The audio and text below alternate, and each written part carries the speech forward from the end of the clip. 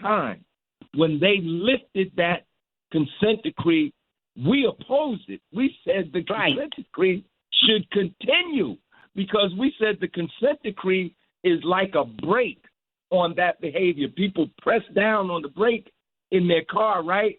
You lift that consent decree up, that car is going to roll forward. You lift that consent decree up, that behavior. We said this over 10 years ago. We said that behavior was going to return, and that's exactly what these reports from the state attorney general's office were saying. The question is, what action is going to be taken to actually resolve these problems?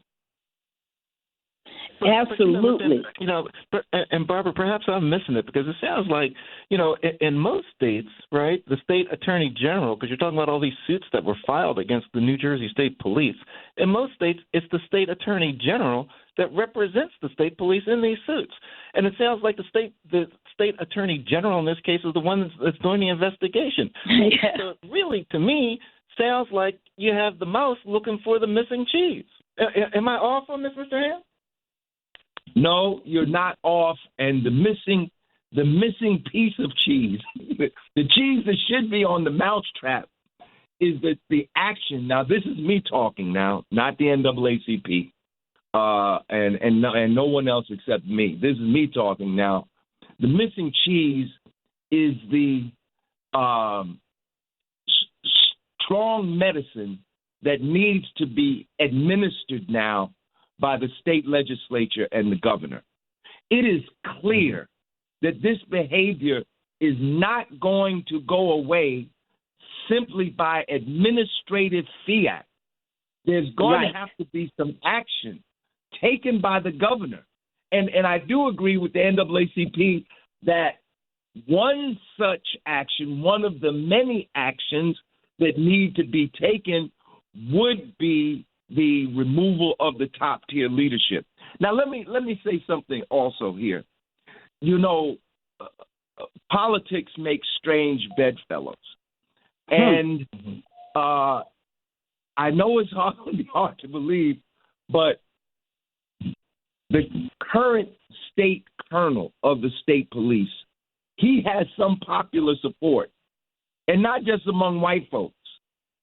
He has been smart enough to, and I can't really say smart because I don't know his motivations. I will just say it straight, that he has supporters in the community, and not just the white community. He has supporters in the black community, and so there's now kind of a two trains running, so to speak.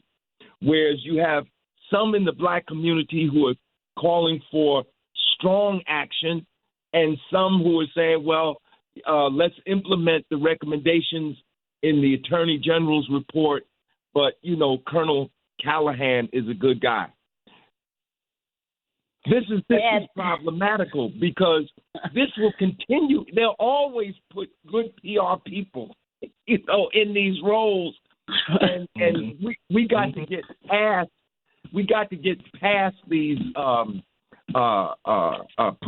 these paternalistic relationships and take the institutional action that's necessary to correct the problem. Mm-hmm. Absolutely. And I just think that as somebody who, when I took over the Lawyers Committee in '89, folks, this consent decree that we were looking at was at least 10 years old at that point. So this has been just going on decade after decade after decade after decade of just, of these horrible behaviors. I want people to be clear about some of the behaviors. Constant, persistent arrests of African Americans. First of all, stopping people while driving while black in New Jersey, persistent, just disproportionate stops of African Americans. But then these reports show that they actually arrested a lot of African Americans without cause, without any real reasonable cause. They just arrested them in addition to stopping them. I mean, the racism, that's underneath that is a wicked illness throughout the entire department. It's not just an issue of, one bad actor or one or two. This is a systemic cancer that is sadly people are enjoying and clearly perpetuating. And I thought, some of the reports about the way women were being treated. No lockers, really, no lockers for women. Women having to walk across, while the men could just go into their lockers in the main building, women having to walk way far to a makeshift, allocation. I mean, and some of the sexism and the way that the leadership protected men who they knew were accused. One guy who was accused of raping a 14-year-old girl. I mean, come on. I mean, this sickness is persistent. It sounds like it needs a radical overhaul, not just a little slap on the hand or a Band-Aid here. We're hearing something that sounds to me, Larry, like it needs radical overhaul. Right. And one step toward that is that for one of the many steps that must be taken is, in my estimation, the state legislature is going to have to hold public hearings on this. Thank you. We have to get this out into the public for action to be taken. And let me give you one more insight here as to why doesn't change occur?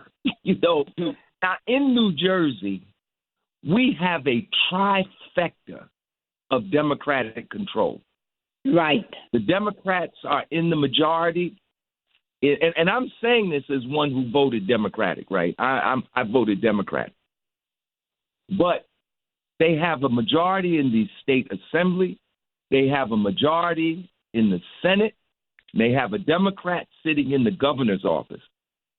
For 4 years since the murder of George Floyd, we demanded legislation because in Newark, in 2016, Mayor Baraka tried to establish a police review board with subpoena power. The FOP, the Fraternal Order of Police, went into court to stop it. They went all the way to the state Supreme Court, and the state Supreme Court said Newark could have a police review board, but only the state legislature could confer subpoena power. So we called for legislators to put up a bill that would enable municipalities to establish police review boards in New Jersey with subpoena power. They did that. They put the bill in. The bill was put in 2020 in the aftermath, I believe in the aftermath of the murder of George Floyd. We're here 4 years later. We can't even get that bill out of committee. Black people are a key constituency of the Democratic Party. It took 4 years. It took 40 years. 40 years for a Democratic governor to be elected to a second term in New Jersey. Governor Murphy got elected. He was the first governor in 40 years to get elected, a Democratic governor to get elected in 40 years. It was close. He had 1 million votes. His Republican challenger had 1 million votes. It is my belief that black people were the margin of difference that enabled Governor Murphy to get back into office. All that being said, we can't even get a bill out of committee. We can't get the police brutality bill out. We can't get the same-day voter registration bill out. We can't get the reparations task force bill out. This is the problem. It's also a political problem. Right. And that's what we got to, we need to have a show just to talk about accountability, because when you were talking, that's where I was going. I was immediately thinking about the early voting and all the other problems that we've had to fight, with New Jersey about, and how New Jersey has this underbelly that people just don't know about. So many racist hate groups. It has one of the highest percentages of racist hate groups in the U.S. There's a whole lot that we don't understand about the state that we need to go into in depth, but it explains a lot of why we have these intractable problems with the police. Larry, how do people get in touch with you, sir, as we're closing out this show? The best way for people to contact the People's Organization for Progress and myself is to call the POP number at 973-801-0001. 973-801-0001. Thank you so much. We got to have you back. We want to, TJC as an organization wants to help here, want to be supportive of this effort. We cannot have, true justice until we dismantle, all of these, continual structures of racism. And it sounds like we got an ugly one here with the state troopers. Daryl, can you take us home and final words? Oh, absolutely, Barbara. Certainly want to extend great thanks to Reverend Congressman Jesse Jackson Jr. for being with us today, and great thanks to our TJC alumni, Reverend Cameron Barnes, for being with us today, as well as Larry Hamm with the People's Organization for Progress. Folks, this is voting season. This is voting time. It's time for you to go to vote.org. Be certain that you are registered to vote. Be certain that you know where you're going to vote, that your polling place hasn't changed. And most importantly, figure out how you're going to vote. Are you going to vote by absentee ballot? Are you going to vote on Election Day? Are you going to do a drop box return? Whatever your method is, figure it out now. Do not wait until Election Day, the last day of Election Day, to cast your ballot. We've heard from Larry Hamm. He's given marching orders for people that are in New Jersey. Be certain that you're registered to vote. Be certain that you get your stuff together so you know where you're going to go and get it done. We talk about the importance of voting in America. We talk about the significance of voting in the African-American community. We try to connect up, and I think that Larry Hamm so well connected up what Reverend Jesse Jackson Jr. is doing across America and getting voters to vote along with Cameron Barnes and TJC, to show you why it's important not just to vote for the presidency, but why it's also important to vote down ballot, what it means to control a state legislature and the bills that you can get out and the impact that it can have in your community. That's what this is all about, folks. This is the reason that Barbara Arnwine and I travel across this country, encouraging people to get out and get their vote on. We say it, how do we say it, Barbara? Get off the sidewalk, get into the streets, make your way to a ballot box and have your voice heard. Folks, be certain to follow. Go ahead, Barbara. Yes, we want to make sure everybody knows that we're having our weekly meetings with organizers every Wednesday at 7 across the country to talk about how to best protect the vote, how to fight against all of these illegal practices and other barriers that people are putting up to voters, and how to just make sure that we're helping voters and assisting and informing them and educating them every opportunity. Tomorrow we will be meeting again. Please, if you want to be part of that, go to our website, tjcoalition.org, sign up so that you can participate. We'll see you next Tuesday at noon Eastern Standard Time right here on WOL on Igniting Change Radio, folks. Off the sidewalks, into the street, get to that polling box. Peace to everybody. Thank you, Larry.